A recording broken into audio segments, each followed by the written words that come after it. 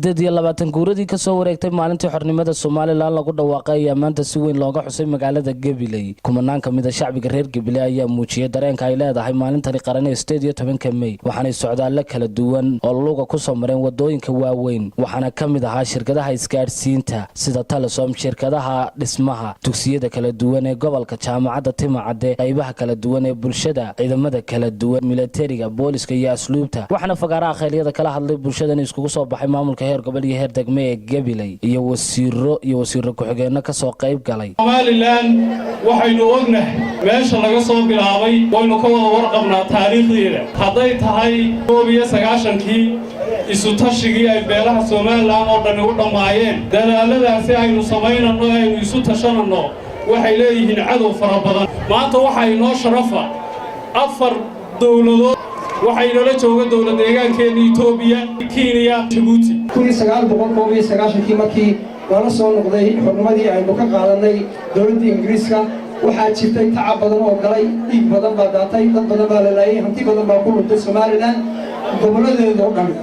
runtii mushkiladaasi waxay dhalisay markii xurnimada laga soo noqday in la tashado oo lagu tashado in qaranka jamhuuriyadda Soomaaliland dibadda loo aaso oo laga go'o qarankii loo oran jiray Soomaaliya. waxa way horta 18 May inaynu u fahanno Soomaaliland oo dhan baale marka dadka maanta durbaanka tumaya ee ama isla salaanka siyaasadeed ku gaadh waxaan jirin ama meelo kale ka soo hanqal taagayo dadkani masiirkooda iyo danahooga way ilaashanayaan. walaalayaal dawladnimada waxa la yiraahdaa waa laba shay, waa raasamaal iyo ribix. walaalayaal qarannimada waynu ilaashanaynaa iyo raasamaalka Soomaaliland oo nabadgelyada iyo midnimada iyo wada jirka waynu ilaashanaynaa. ribixa iyo faa'iidada oo kuraasta iyo masabkaana waa ku tartamaynaa.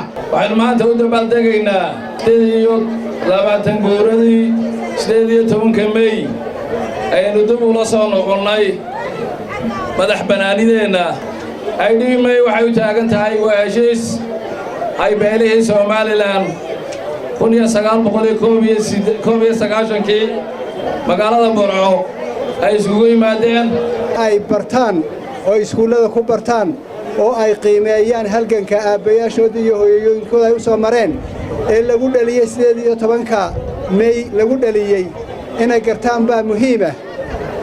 haddii ay garan weydaan muhiimadda ay leedahay waxay ka dhigan tahay xornimadiina ma garanaysaan waxa loo soo maray. Oqaashi iyo madax dhaqameedka Gabiley ayaa ka hadlay waxaanay bulshada ugu hambalyeeyeen xuska munaasabadda qaran ee 18 May. sidoo kale degmooyinka ay ka mid tahay Agabar iyo Geed Ballaadh ayaa iyaguna si weyn la isugu soo baxay xuska maalintani. Farxaan Cabdaaw Ciise, Honkebel TV, Gabiley.